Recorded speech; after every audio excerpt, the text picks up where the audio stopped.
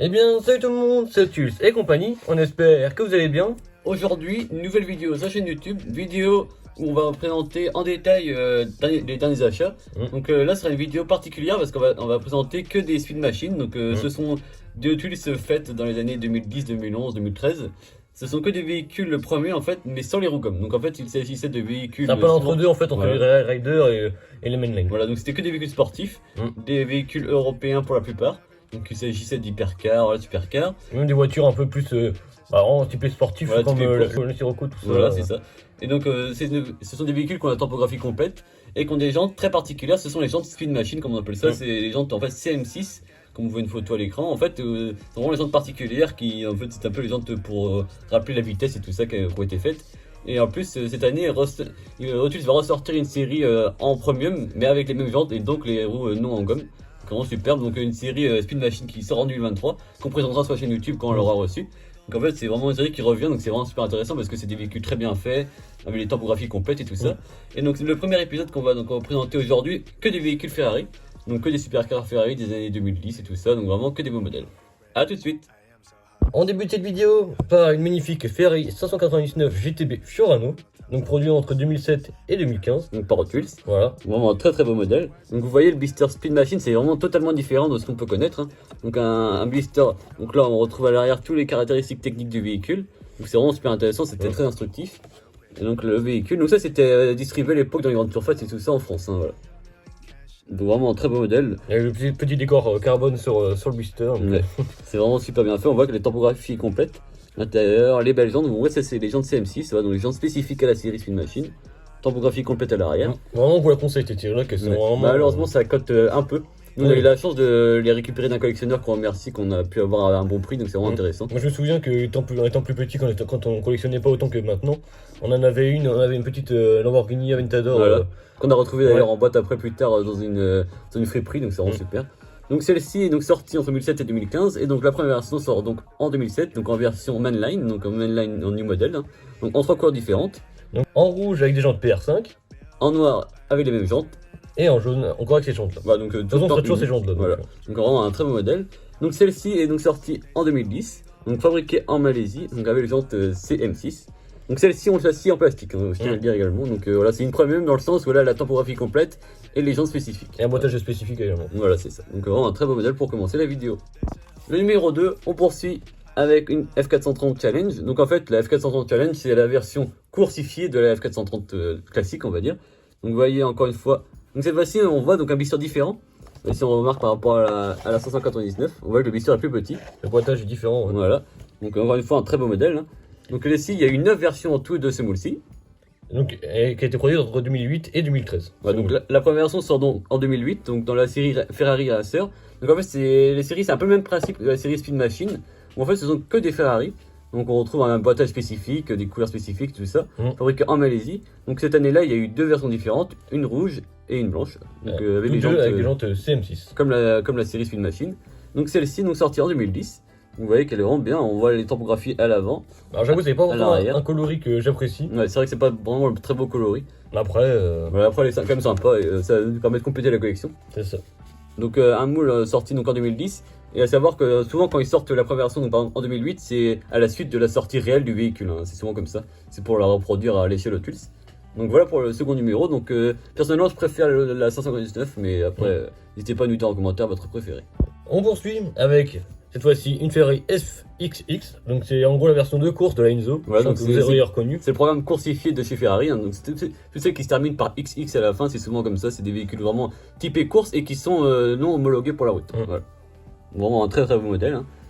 Donc produit entre 2008 et 2013 chez Lotus. Voilà, donc il y a eu en tout 9 versions différentes, donc dessinées par Phil Rinman.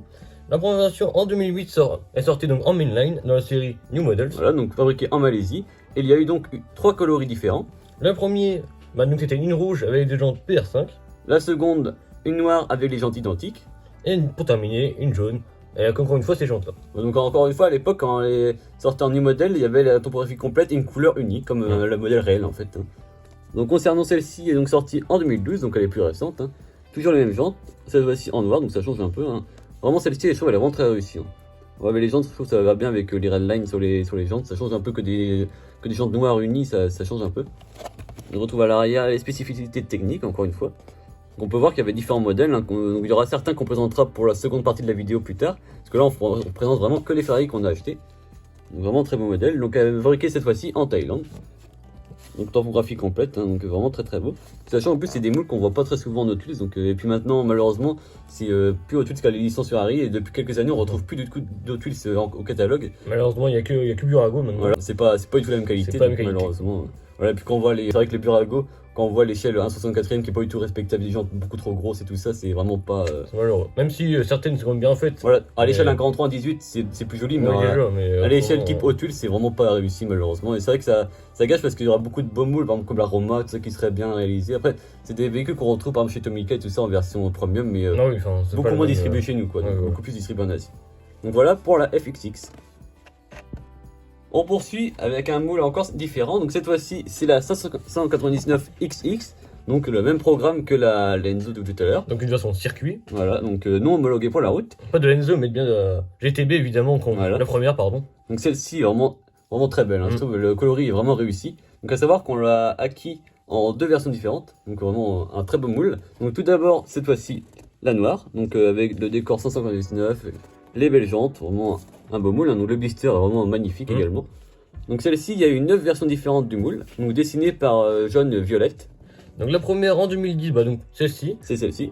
Donc voilà, en rouge, en jaune ou en noir, donc la nôtre. Voilà, donc en jaune, elle est vraiment également très belle, on retrouve les mêmes décors mais avec des coloris différents en fait, hein, comme la rouge.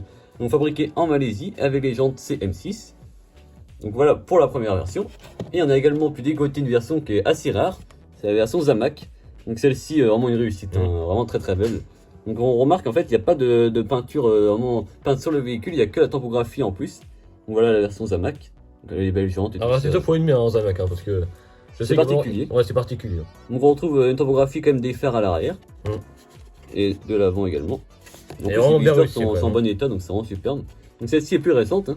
On peut voir même que le blister est différent de la précédente. Si on regarde les deux à côté, vous voyez que c'est pas du tout pareil, hein.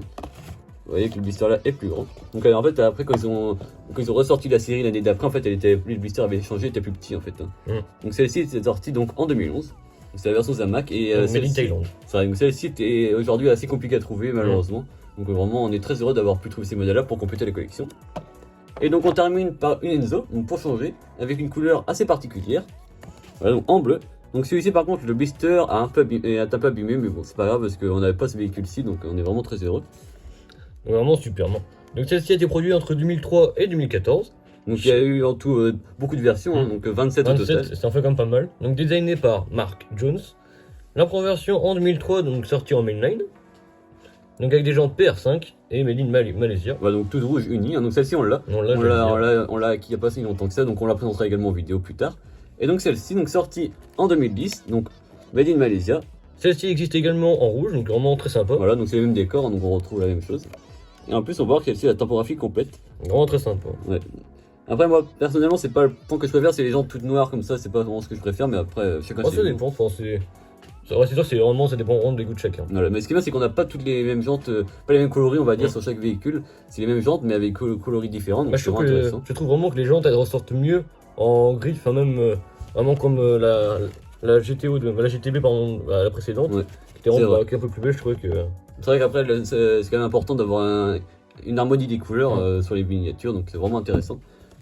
On arrive donc à la fin de la vidéo. Si elle vous a plu, n'hésitez pas à lâcher un pouce bleu, à vous abonner sans oublier la petite cloche pour ne louper aucune prochaine vidéo. N'hésitez pas également à nous dire dans les commentaires si vous possédez des modèles Spin Machine comme cela, et si quel a été votre modèle préféré. A plus.